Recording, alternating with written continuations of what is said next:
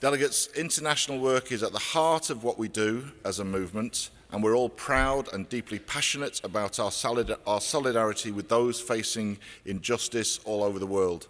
Our solidarity reflects our values, and it's important that those values are reflected in our words. So this is a reminder to all delegates of our code of conduct and a plea to ensure that your language is inclusive for everyone. I now call paragraph 410, and I call Composite 17, Palestine. The General Council support the motion with an explanation. I will call the General Secretary during the debate. The Composite is to be moved by NEU, seconded by Unison, supported by Unite, and there are various additional speakers I will call. NEU.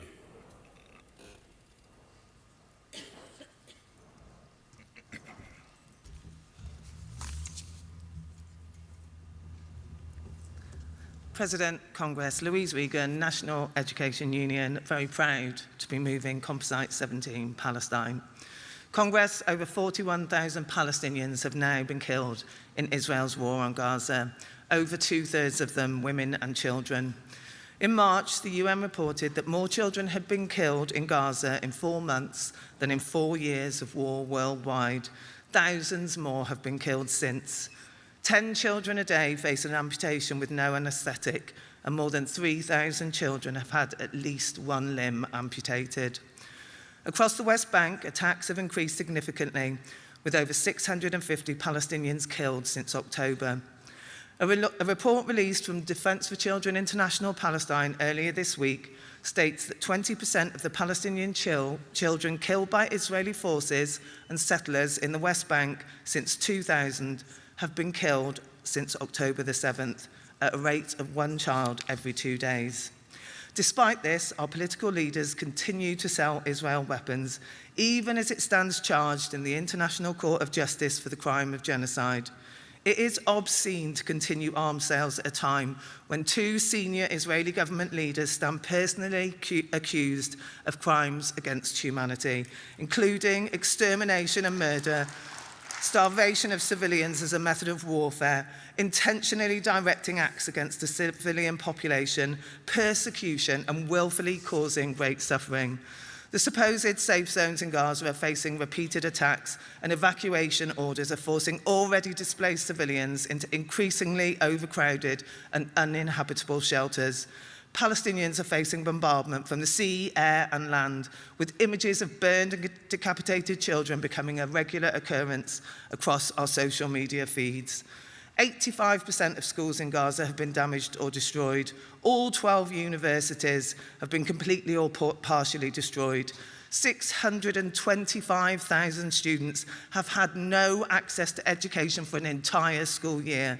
They have witnessed horrific and terrifying events, and the trauma they have suffered will take years, if not decades, to overcome. And now the people of Gaza are on the brink of another crisis. Polio has returned for the first time in 25 years, posing an unimaginable threat to all of Gaza's children. Its outbreak is a direct result of Israel's destruction of Gaza's health and sanitation infrastructure. Agencies and medical professionals from around the world have called for an immediate ceasefire to allow for the vaccination of Gaza's children, and yet still Israel's bombing continues. Right now, Congress, every ounce of our energy and effort must be focused on calling for an immediate and permanent ceasefire and the ending of weapons sales to Israel. The government's announcement that it has suspended the sale of some weapons to Israel is welcome, but it is not enough. A comprehensive end to all arms sales is necessary step towards ending Britain's complicity in Israel's oppression of the Palestinians. The UK arms export licensing regime allows the UK to export military goods used by Israel through incorporation licenses. Weapons, components, and military technology are exported to a third state, incorporated into larger weapon systems, and then exported onto Israel. One example of this is the F-35 fighter jets used to bomb Gaza. Campaign Against the Arms Trade has reported that the UK provides approximately 15% of the components in the F-35, an aircraft that has been revealed this week to have been used in a massacre committed in July in Al-Mawasi camp, killing 90 Palestinians and injuring at least 300. 2 days ago, Al-Mawasi camp was hit again, killing at least 40 people. Amnesty UK has called on the government to withdraw the 2002 incorporation guidelines as part of ending all arms sales to Israel. And last week, 18 charities called on the UK to end all arms transfers to Israel. Right now, Palestinians are standing in the dark, but we know that they will rise again, as they have always done. Our task is to stand with them, to escalate our actions, to keep speaking out. Palestinians tell us they don't need our tears, they need our words, because their voices are silenced. But they need more than our words, they need our actions too. This involves not only protesting on the streets, putting pressure on our politicians, but also pushing forward with the boycott, divestment and sanctions campaign. Palestinian trade unionists have called for the global trade union movement to pressure organisations and companies complicit with Israel's crimes. That call makes explicit the need for trade unions to build the BDS campaign and to make their unions apartheid-free zones. There is much that we must continue to do in building the movement, but we cannot and we must not stop until there is a permanent ceasefire, until the genocide is ended, until all the walls of apartheid are dismantled, until the day when Palestinians are finally free. Please support the motion. Let's join together and fight for justice for the Palestinian people.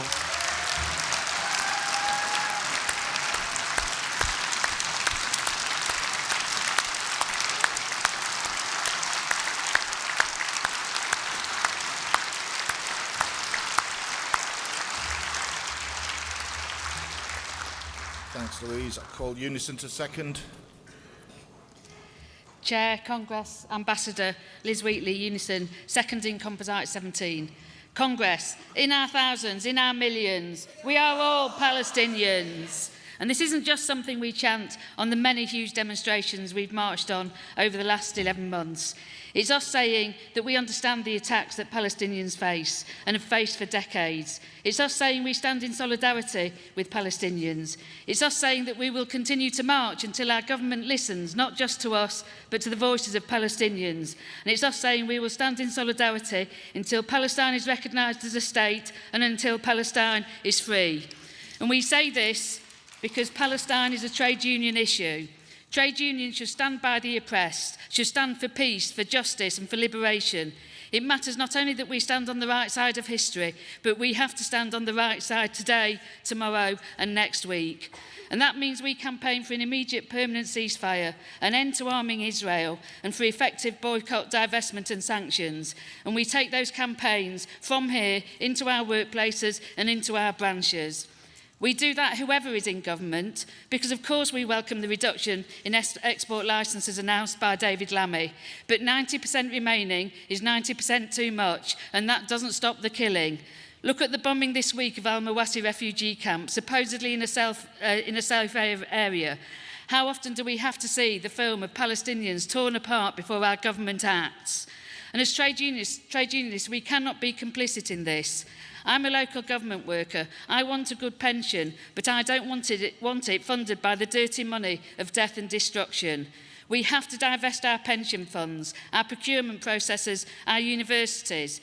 Earlier this year, the student encampments put divestment high up on the political agenda, and we have a responsibility to respond and take BDS action.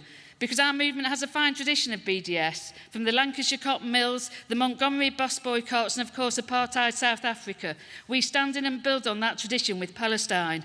And with every pound that we stop being invested or spent on arms, death and destruction, it's a pound that can be spent on our schools, on our hospitals, on our public services, on international aid, on the climate emergency, all the things that will make the world a better place. Finally, Unison is a public sector union. Many of us here will have seen how private companies circle like vultures when somewhere like Gaza is rebuilt, because it will be rebuilt. And we call for that to happen by and with quality public services. The companies like Caterpillar that have helped try to destroy Palestine cannot be allowed to profit from its rebuilding. That, Congress, is what we mean when we stand up and say, in our thousands, in our millions, we are all Palestinians. Solidarity.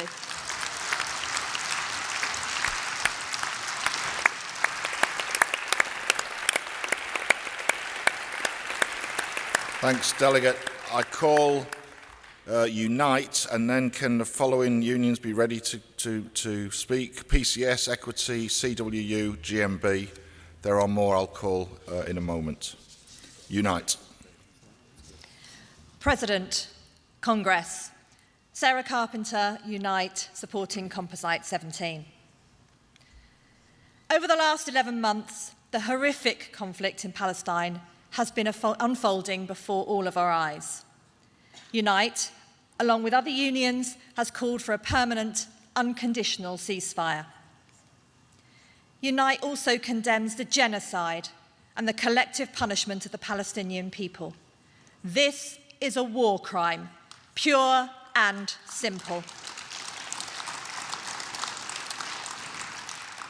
Our General Secretary has met with the Palestinian ambassador and is meeting with the General Secretaries of the Chulo unions after conference to discuss a collective way forward, including putting pressure on Labour.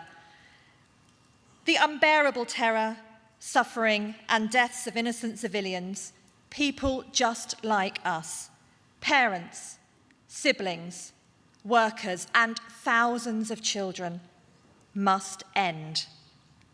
We are surely united in this room that there should be respect for international law. We must protect all civilians. Hostages must be released unharmed, and there must be safe access to food, water, electricity, medical, sanitary, and fuel supplies. International law makes it clear that the deliberate killings of civilians, hostage-taking, and collective punishment are war crimes. Justice must be served. The whole international community must work towards a comprehensive and lasting peace, based around a two-state solution, ensuring human rights for all and the end of oppression, violence, and ethnic cleansing, as well as the military occupation of Palestinian territory and the blockade of Gaza. We must be committed as a movement to work to combat the anti-Muslim racism, anti-Semitism, and all racism that is increasing in our workplaces and in our communities. We have debated this already this week, but our words must turn into actions. And we must also ensure that union members and workers are not targeted or blamed for what is happening in this conflict. Congress, please support the motion. Thanks. I call PCS.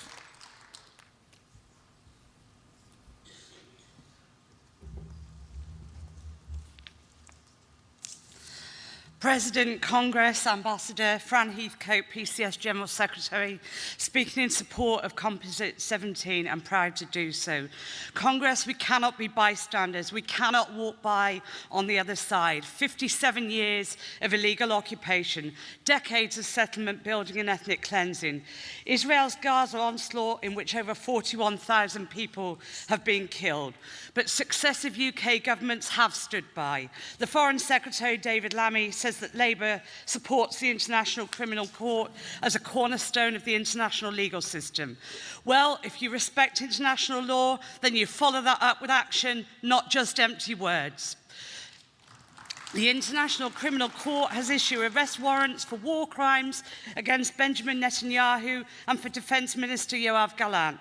The International Court of Justice ruled in July that the Israeli occupation of Palestine is illegal, that Israel must dismantle its settlements and provide full reparations to Palestinian victims and facilitate the return of displaced people. The horrific reports coming out of the West Bank in recent weeks demonstrate what happens when you turn a blind eye and you condone war crimes. Congress, there is no moral or legal case not to ban all arms sales to Israel immediately. If we respect international law, there should be sanctions on Israel too. Congress, PCS members work in government departments that grant weapons licences, and if the government doesn't respect international law, we will continue to explore the possibility of taking legal action in defence of our members. As successive governments stand by, it is up to us in our unions, in our workplaces and as individuals to speak out, to protest and to campaign. PCS proudly supports a people power campaign of boycott, divestment and sanctions.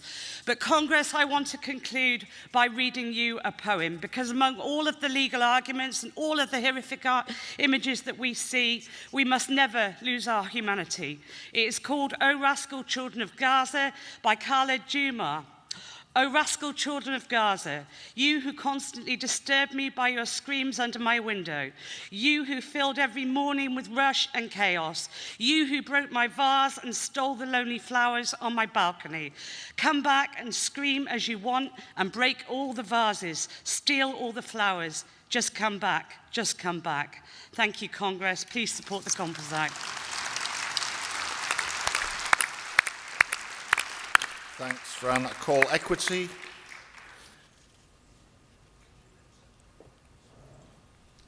No, I call CWU.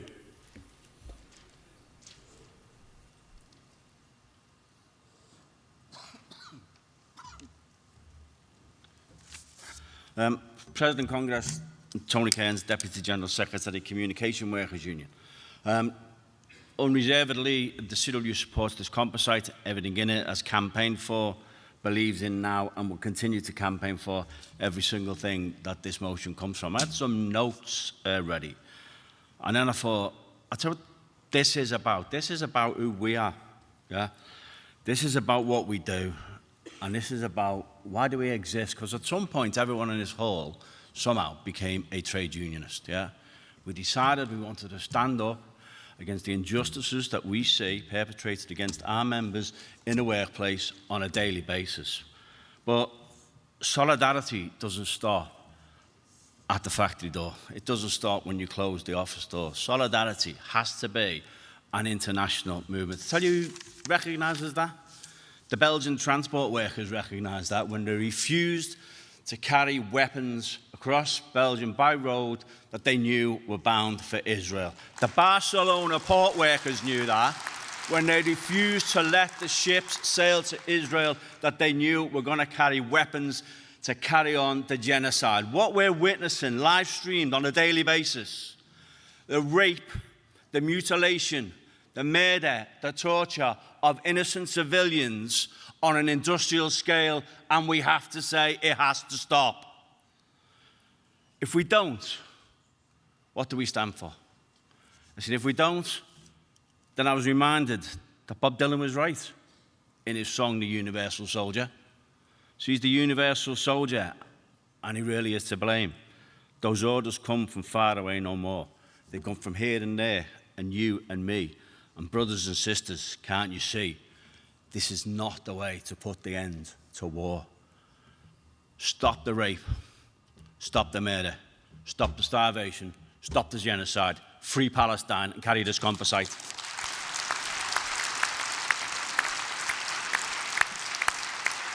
Thank you. I see FBU at the front, and so FBU next. Then can I call GMB, ASLEV, Bakers Union, UCU to take seats at the front, please.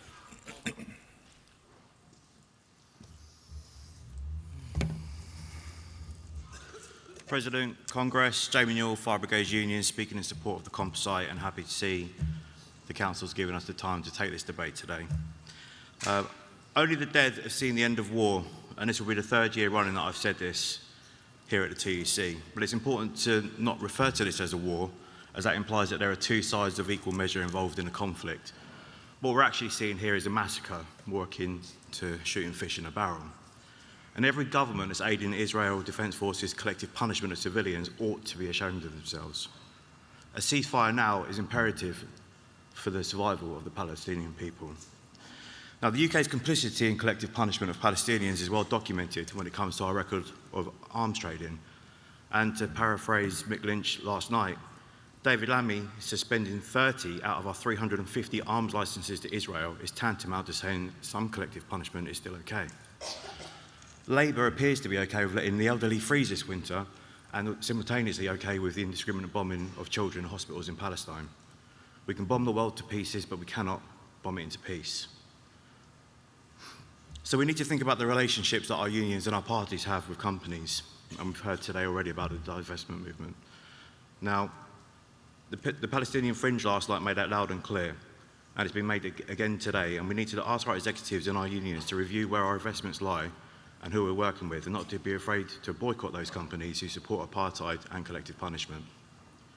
Now, I understand there's complexities for some trade unions where members work in the defence sector, and I've made the case before, and I'll make it again, that we can mobilise engineers to do great things for society when they're motivated. We did it during COVID. We had teams from Formula One making respirators, and I told you yesterday about GNK in Florence. Now, if we focus jobs in the defence sector into making machines and technologies that can help society rather than war machines, we'll be further along to finding that world that we all know is possible. This shouldn't be controversial. We stand for peace every year. So in closing, Congress, most here are lucky by birthright not to have suffered or suffer the horrors of wars that the civilians in Palestine face every day. And we have a duty to act on that privilege and end the role that our taxes and our governments play in enabling these horrors to occur. I'm proud of the role that all of our members play in marching and protesting on the streets and at arms factories. I'm proud of our union's history on apartheid and on Palestine.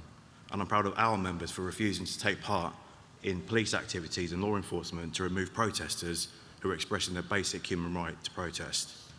So Congress, support the motion. Let's build the movement to diversify our workforces, expand the size and frequency of our protests, and end the sale of arms to Israel. And if you're going, I'll see you in Liverpool for the protest at the Labour Party conference. Thanks, Jamie. I call GMB.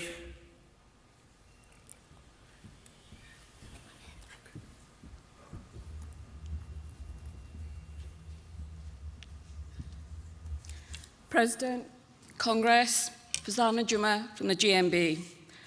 Congress, this situation has been both difficult and emotive for me, ensuring we as a movement are correctly measured in our words, we check for any of our bias, and most importantly, being on the right side of history. We do not bring the solution of peace by harming or hating the people in the state of Israel. We can all coexist, and there is no place for hate and racism in our society or in our union movement. The GMB have consulted with our defence sector workers, and they are not manufacturing or involved in the arms sales to Israel. Our policy is clear, and we are on the right side of history. Race and faith should not be factors in these despicable acts against civilians, and anyone trying to draw us into that should know we will not tolerate a hierarchy of racism and hate towards the Muslim and Jewish communities or in our workplaces. Gaza is the most dangerous place in the world for children, mothers, journalists, health workers, and it is the most dangerous place for aid workers. We saw this when 3 of our own British military, ex-military were killed when their aid vehicle was targeted and bombed. Israel has intentionally cut off food, water, electricity and fuel supplies. This is collective punishment and is a war crime. Let's be clear. All of this is done openly, without shame, and in front of the cameras. The media reports on this, and it was done long before October the 7th. Israel has breached every single human right and every rule governing war. Sexual violence, sexualized torture and abuse, forced public stripping, sexual humiliation, rape, are standard operating procedures in this oppression. Bear with me. There was a video that was released recently showing the despicable sexual assault of a Palestinian detainee by a group of soldiers. And when arrested, there were protests calling for these individuals as heroes and demanding for their release. How can this happen? How can this be normalised, Congress? Congress, how many women, men, children need to die? What is the figure that our government needs to do something meaningful? We know that the UK continues to supply Israel's military and is flying reconnaissance flights over Gaza. Our government needs to do more than halting 30 arms export licences outside of 100 that they have. We also know that this means that British politicians at the highest levels are absolutely aware of what is happening on the ground. There is no doubt where international law is on this area. The question now is, where is the UK on international law? The trade union movement must unite to once and for all see the establishment in law a state of Palestine, and through a two-state solution allows the right of return of Palestinian refugees to address decades of oppression faced by the Palestinian people. In the words of Nelson Mandela, freedom is incomplete without the freedom of Palestinians. This is not a complex political matter, it is a moral duty to do the right thing. So, conference, I'm asking you to unite your efforts, direct your anger at the right people, and play your part in the global movement for justice for Palestine and justice everywhere, conference. Thank you.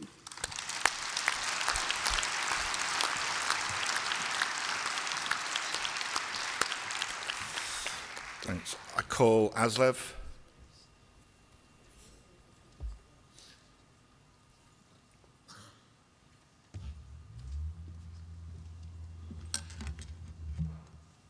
Thank you, Congress President, Ambassador Kerry Waters-Aslev. Comrades, what is there to say about Palestine that's not been said by countless people all around the globe? We've heard the reports of the abuse, the human rights violation, the harassment, rape, torture, and murder. We've seen the videos. We've heard the cries of the children who have lost their families and their homes, of the desperate parents that have lost their children. Over 41,000 Palestinians have been killed, 90,000 injured. So many of these deaths, children. We've seen the destruction, the schools, the libraries, hospitals, homes destroyed, nearly 2 million people displaced, disease running rife in so-called safe zones. If these horrors, coupled with the forced starvation of the population, are not enough to call an end to this slaughter, nothing will be. If I sound passionate and emotional about this, it's because I am, and I know all of you are too. Congress, it has to stop. The UK government must immediately recognise the state of Palestine. It must stop all arms sales to Israel, both directly and indirectly. It must call for a release of the thousands of Palestinians being held indefinitely without evidence or trial. And it must also call for a halt to expansions of illegal Israeli settlements in the West Bank and return land to Palestinians. We need a ceasefire now. Congress, please support this motion, Free Palestine.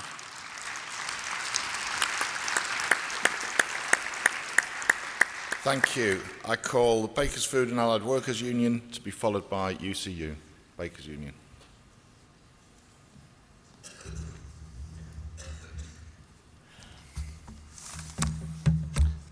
Dougie Johnston, speaking on behalf of the Bakers Food and Allied Workers Union.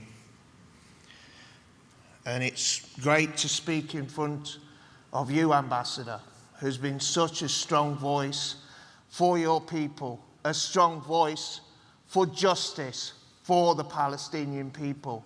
It's a great honour to be in your presence, Ambassador. Thank you.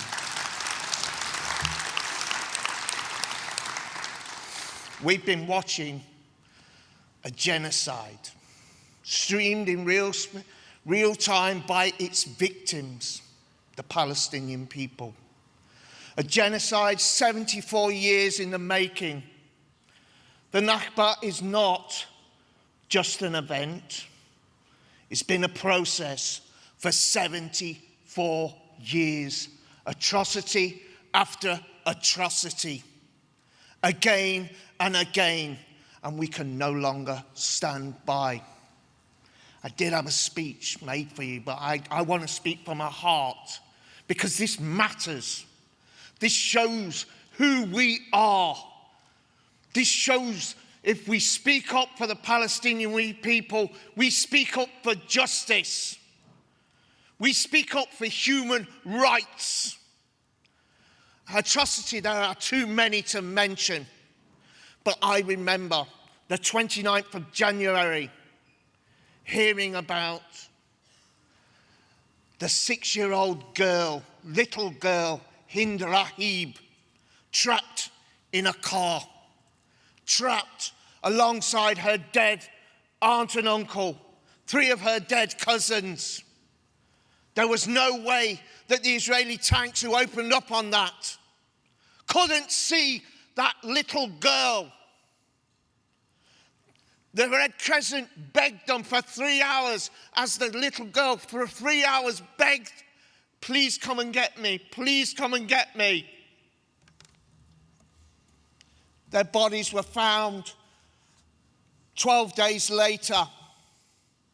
The 2 ambulance drivers found 2 days later. Hind Rahib,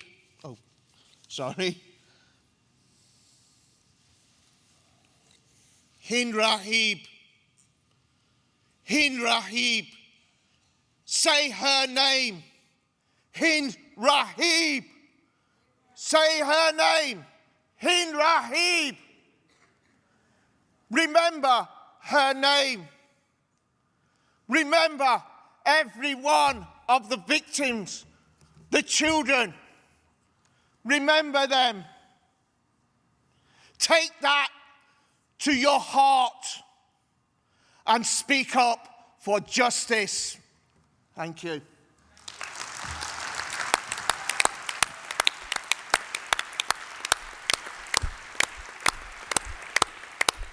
Thank you, Delegate. Call UCU.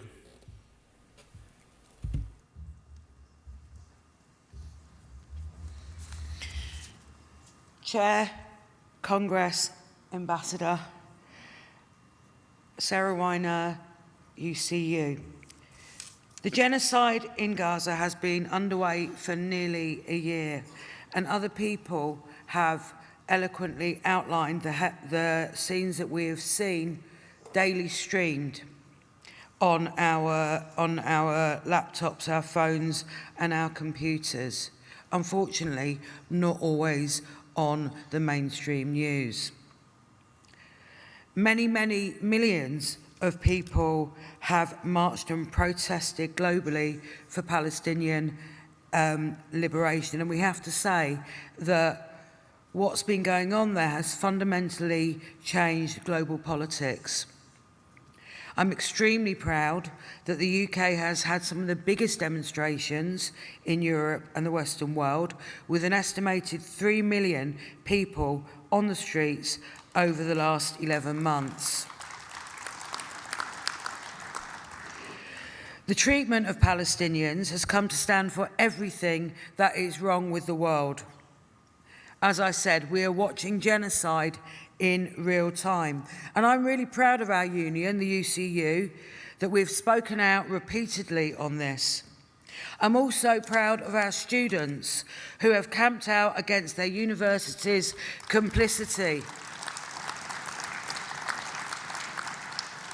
and faced repression by the state, by the police, and the threat of removal from their university courses. So solidarity to them, the workers of the future.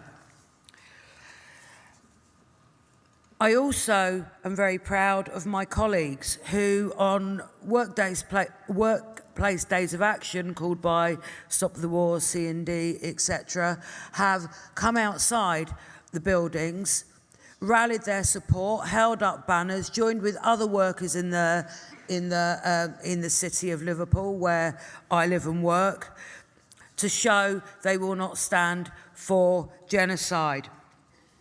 We, Congress, are the organised working class, and while the trade union blocks on the national demonstrations have been good, they have not been good enough. We are the organised working class. We need to do better.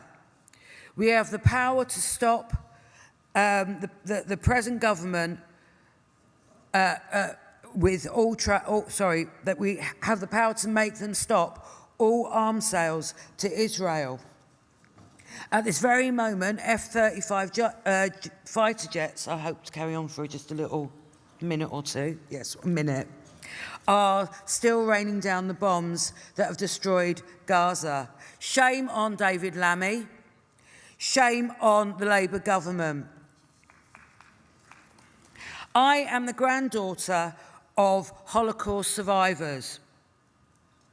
They will be turning in their graves at the complicity shown by many governments, our government, the US government, etc. Next week, we've got Labour Party conference, and it's in Liverpool, where I live and work.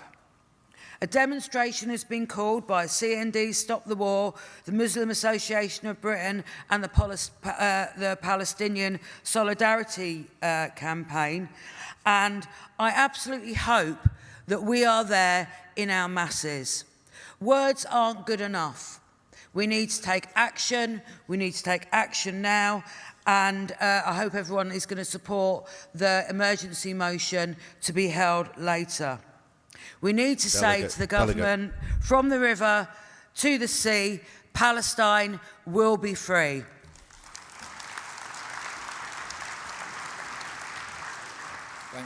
Thanks to all those speakers in the debate. I call the General Secretary to give the General Counsel's explanation.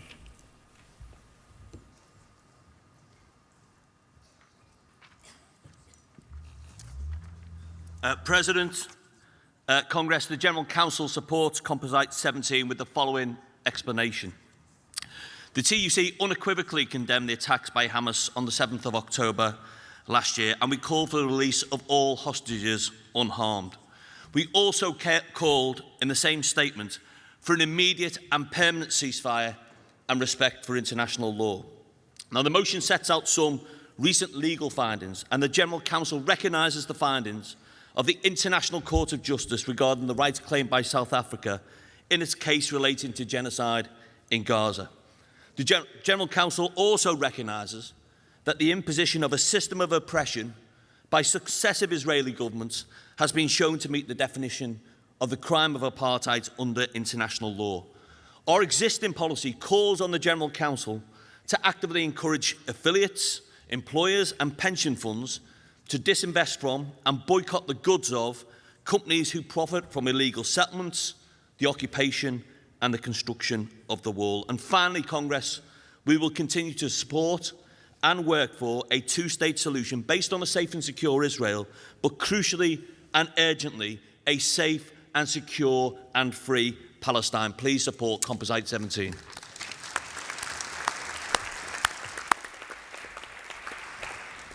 Right, Congress, it's been a powerful debate. I now put Composite 17 to the vote. Will all those in favour please show? Thank you. Will all those against please show? That is carried.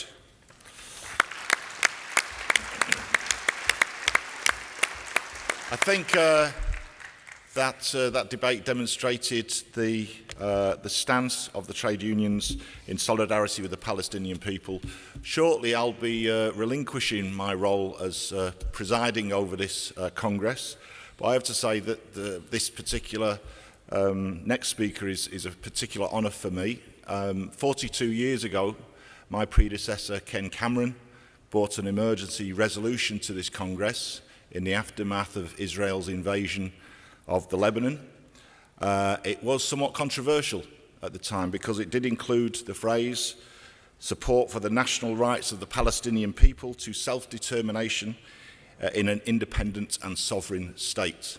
That motion went to the vote and was eventually carried overwhelmingly. I'm very proud of Ken's role in that debate and the role we've played since. So it is a great pleasure and honour for me to welcome the Palestinian ambassador, Dr. Husam Zomlot, to address conference.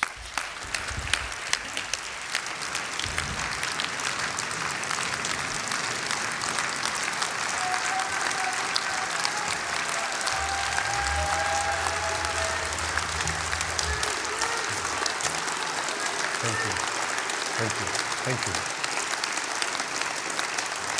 Wow. Thank you very, very much. President, Secretary General, executives of the TUC, trade unionists and delegates, Congress, friends, good morning.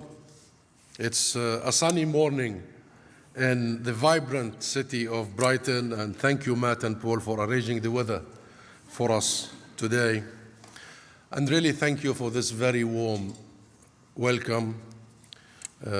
Matt Rack and Paul Nowak for extending this invitation and giving me this honor of addressing the TUC Congress. It has been a privilege to address most of the major unions in the UK over the past few months. Unions, the labor movement, are a bedrock of solidarity for Palestine, both now and, as Matt just said, historically, and have a long and proud history of activism and struggle for justice in the UK and globally. Allow me to start by thanking you all, everyone, each one of you, for all that you have been doing over the months and the years, for your solidarity, for your actions, for taking off to the streets every week in every city, in every town, for turning the UK and London the epicenter of global solidarity with the Palestinian people. And allow me to also thank you for just voting for Composite 17. That is clear in its calling for an immediate and permanent ceasefire, clear in its calling for an immediate recognition of the State of Palestine, clear in its calling for imposing sanctions on the illegal practices of Israel, clear in its demand for a full arms embargo on Israel. Matt and Paul and our friends, this is historic in every sense, and it will take us that much to make sure that our beliefs, our way ahead, our action is clear. It's clear that we all agree on what needs to be done for these atrocities to stop. And this, my friends, this urgently needs to become government policy. 79 years ago, the world united in shock and horror and vowed that never again would we allow such barbarity to be repeated. I am here referring to the horrors of the Second World War. Never again would we allow the persecution and attempted erasure of an entire people merely because of who they are. The entire global rules-based order came about in 1945 in an effort, collective effort, to make war obsolete and to ban forever atrocities, evil atrocities like mass murder, ethnic cleansing, and genocide. And yet, here we are. Next month, it will be a year of mass murder, mass destruction, and mass displacement in Gaza. During this year, an entire ecosystem of genocide has been established in Gaza. It is not limited to just causing mass murder and damage. It is very deliberately designed to render life in Gaza unlivable. and to break the spirit of the Palestinian people, to encourage, yet again, another mass expulsion. We know, you all know, that Israel is obstructing the delivery of food, of water, of humanitarian aid. At the Egyptian borders, there are enough trucks that would feed Gaza for months to come, but stuck there. It is also dramatically restricting what can come in, not only in terms of these basic materials, but it includes medicine and hygienic materials. I'll give you one example that comes from the UK Med, which is a British medical institution operating in Gaza, that they told us Israel is only allowing in one type of antibiotics, even though we all know that the body quickly grows resistance. This is deliberate. Killing by other means. That's why some British medical magazines and institutions like Lancet have estimated that the number of people who have been killed, murdered so far, is not 40,000 or 42,000, it's 186,000. Taking into consideration those who were murders by other means, those who died because they did not get treatment for their cancer or they did not get their kidney dialysis on time. And we're talking about thousands upon thousands. This at a time when the UN reports 40,000 cases of hepatitis A, where before October last year, there were less than 100. This is a time when polio has re-emerged in Gaza. So when you look at the targeting of homes, that is 70% of Gaza's homes. Targeting of hospitals, that is 80% of, actually 90% of Gaza's hospitals destroyed. When you look at the bombing of schools, 80% of schools destroyed. And universities, 100% of universities destroyed, decimated, bombarded. The destruction of agricultural land and industry, the denial of aid, the restriction on imports. Understand that this is deliberate. And it is not just about Gaza. Look at how settlements, the illegal colonial settlements, squeezing Palestinian living space in the occupied West Bank. Look at the checkpoints, the walls, and the settler-only roads. Look at the home demolitions, the arbitrary arrests, the military raids, the killings. This is a clear, decades-old attempt at rendering the West Bank unlivable. This isn't just in Gaza.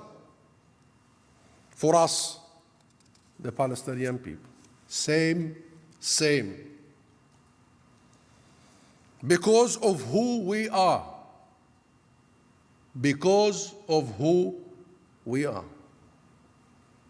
They make no difference.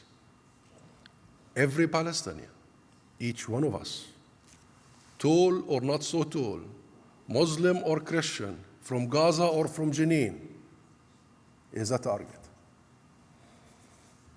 Because of who we are, it is a slow genocide. It is a deliberate attempt which started in 1948. The same year, by the way, that the world adopted the Genocide Convention. Very same year, 48. It is a slow genocide that has been happening over the period of 76 years at the systematic extermination of the Palestinian people. Israel has created an ecosystem of genocide that is not just about mass killings, but about ending the very possibility of a Palestinian independence, freedom, but also the very possibility of Palestinian life in Palestine, and breaking our spirit, of course, of the struggle, spirit to maintain, to steadfast, to withstand. And the world, for 76 years, the world has let it. But let me say this, my friends. We, the Palestinian people, did not and will not let it.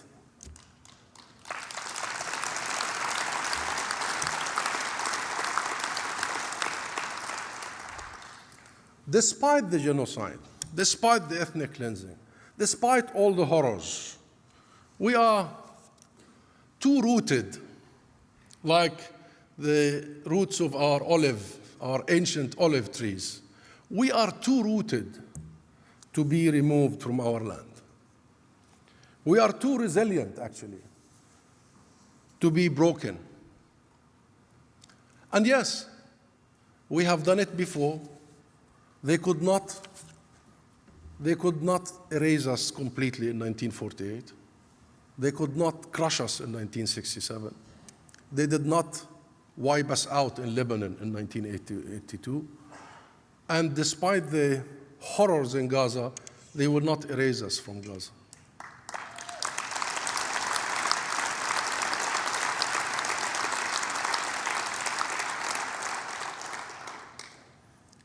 And yes, we will survive this, and we will rise again, and we will rebuild Gaza. And as we have been, we will remain. We will remain in Gaza. We will remain in Jenin. We will remain in Jerusalem.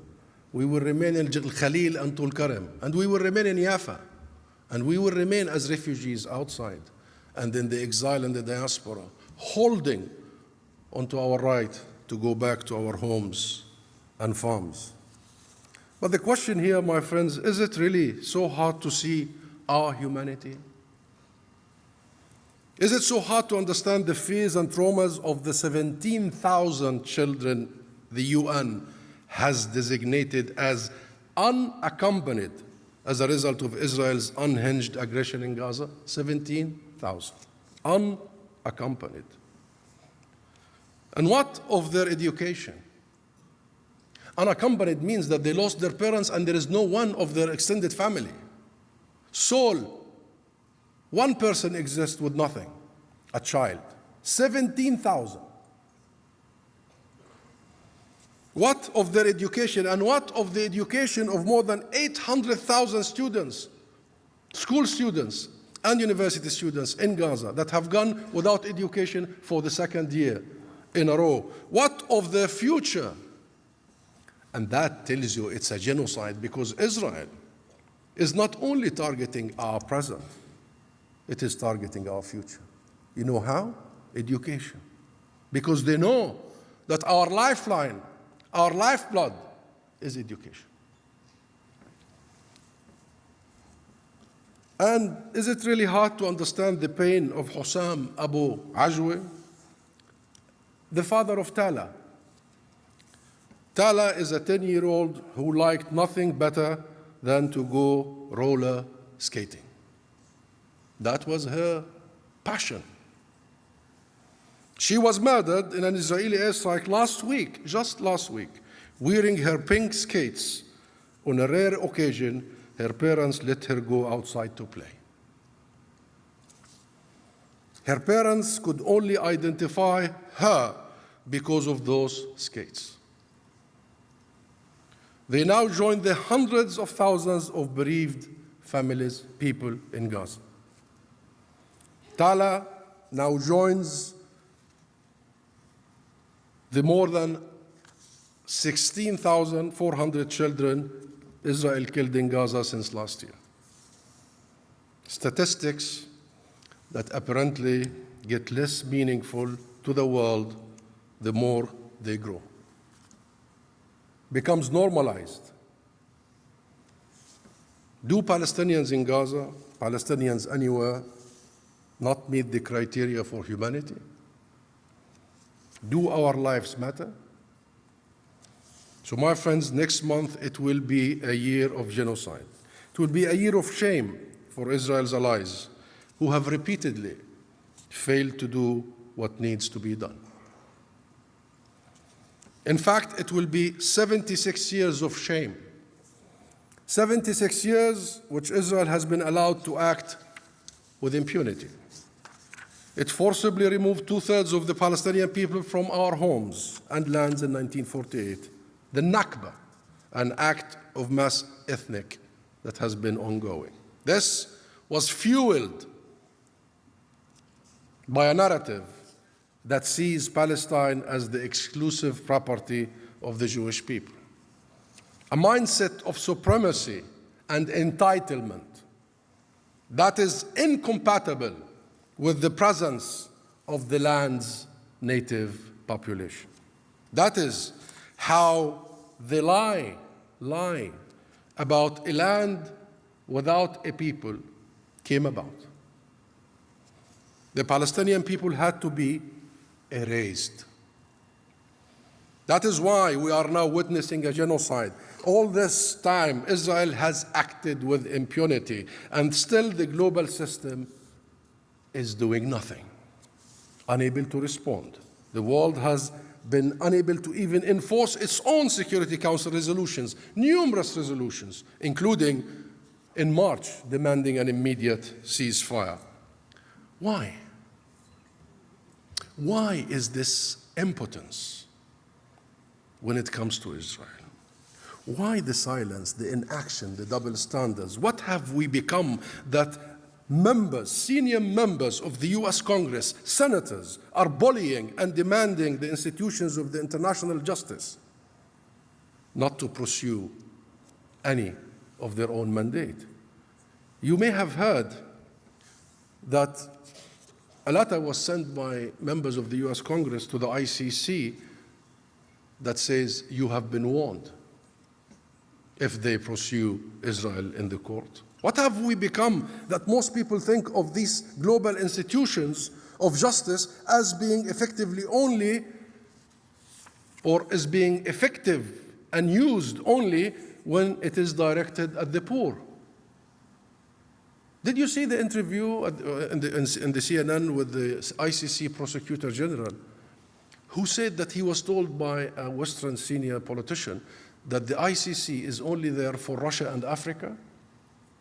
It's not for everybody else? Never at the rich and the powerful such institutions are directed.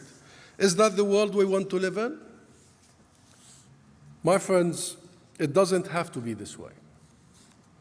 Look behind me on this wall, the slogan of this Congress. A new deal. I agree. We need a new deal. A new deal for workers, but we also need a new deal for the world.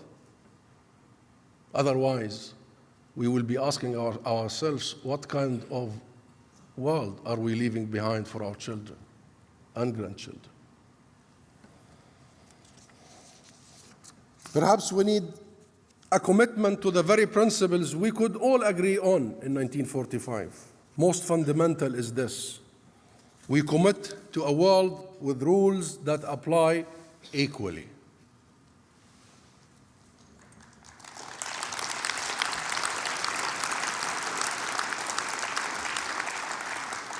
To everyone, everywhere, be it in Palestine, in Ukraine, in Sudan, applies equally. We commit to our legal and moral responsibilities under this order. The International Court of Justice has been abundantly clear what those are. Number one, you may have followed the ICJ ruling only a few weeks ago. Number one, Israel's occupation is unlawful. Number two, Israel's settlement are war crimes. Number three, third parties have a duty under international law to end any assistance, political, material, military, or legal, that directly or indirectly contributes to Israel's illegal policies. Number four, Israel must leave now. Leave now the occupied territories. That is not a political statement, it's the judges of the world.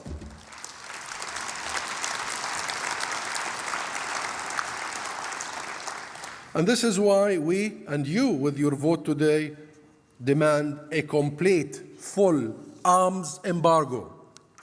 While we welcome the decision by the UK government to suspend some arms licenses to Israel, it is simply unconscionable that the UK should continue to deliver any arms to Israel, given what it is clear to everyone, including according to UK lawyers, to be a grave violation of international law. This is a legal obligation, domestically and internationally.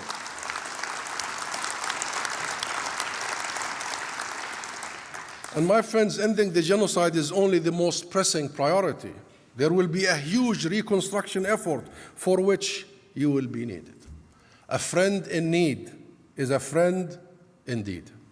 You will be needed.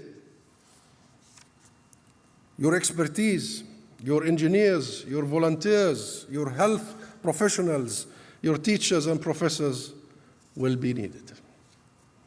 And we must not go back to the status quo ante. We must not accept to go back to a status quo ante. This is why we are demanding, as you voted also today, that the UK recognize the state of Palestine immediately.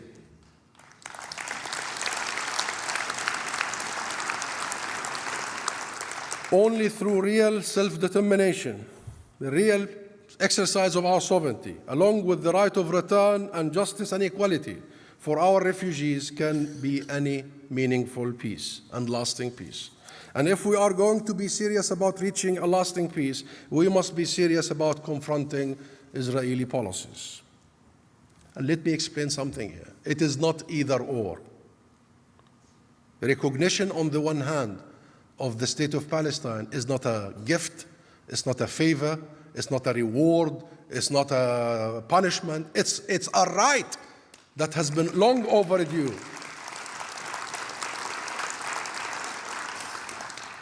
On the one hand, recognition, and on the other hand, sanctions. These two go hand in hand. Hand in hand. Nothing substitute the other. Everyone surely understands this is by now. We must be united, my friends. We must be united in saying no to impunity. We must be united in saying no to divine entitlement, no to racial discrimination, no to selective implementation of rules, and also united in saying yes to an immediate and permanent ceasefire. Enough is enough.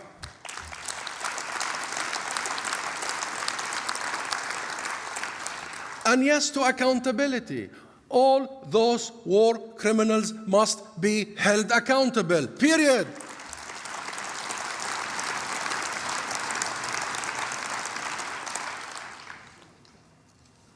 And yes to sanctions on all those institutions and governments who will continue to aid Israel's illegal occupation.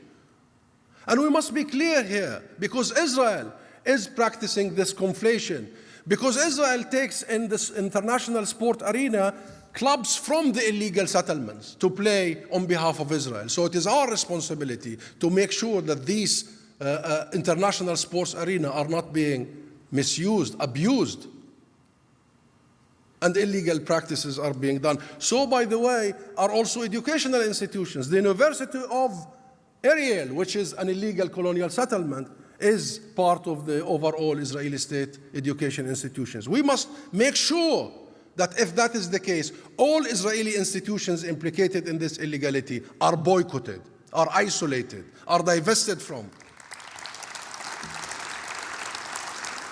So, my friends, just to conclude, after 76 years, it is frankly heart-wrenching to have to stand here and elsewhere and still spell out, still need to make the case for abiding by the law and abiding by our universal values of freedom and equality. Much of these cases you have been trying to make in the streets of the UK with your unions, with the government, should not need to be or needed to be made. Should have been straightforward. Seriously, we still should have to make the case for an arms embargo of a state that is committing genocide and now officially on trial for genocide at the International Court of Justice? We still have to make that case, that you should stop sending arms that end up killing thousands of children? We should not have been needing to make that case, or the case of recognition, or the case of sanctions. How did Nelson Mandela get freed? How did South Africa apartheid collapse? It was you and your similar actions that sucked oxygen out of that apartheid regime.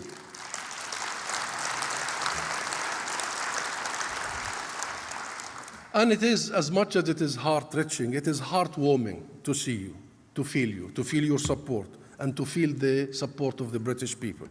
You've seen only this weekend on Saturday, the 18th National March, tens of thousands. The organizers tell me that there was more than 120,000. After 11 months, the intensity, the diversity, the unity of the British people is truly, truly inspiring. And the labor movement has a long and proud history of effective activism, from securing basic rights, decent wages, and humane working conditions, to standing up to and helping defeat injustices, including in South Africa. Now we need you to keep up the pressure on your government to meet its moral and legal obligations on Palestine. Continue lending your time, your voices, your shoe leather to this global movement for justice in Palestine. And you have done so much, and we've been following all the activism, and now you have turned London and the UK, yet again, as you did in the 80s, for the anti-apartheid movement. London, because of your work and support and persistence and principles, have become the epicenter, the hub of global solidarity with the Palestinian people. Justice in Palestine means justice everywhere, my friends. Palestine has become a global movement precisely because people have rightly identified it as a cornerstone of the anti-racist cause. It means the equal and unflinching application of law. It is not just about us.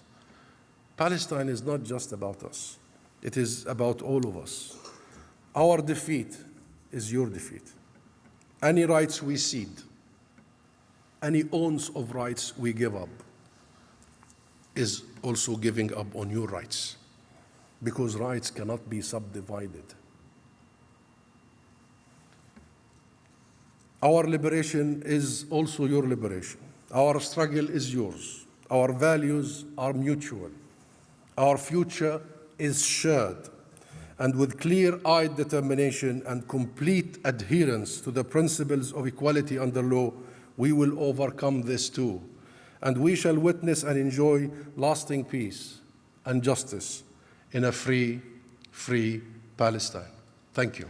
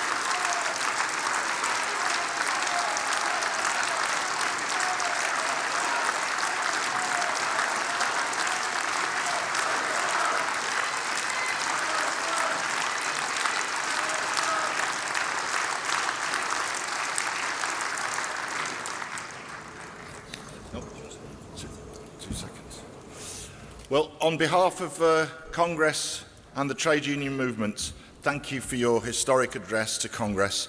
We will continue to work with you in support of an immediate and permanent ceasefire to end the illegal occupation and for a two-state solution based on a safe and secure Israel and a safe and secure and free Palestine. On behalf of Congress, thank you again, Husam.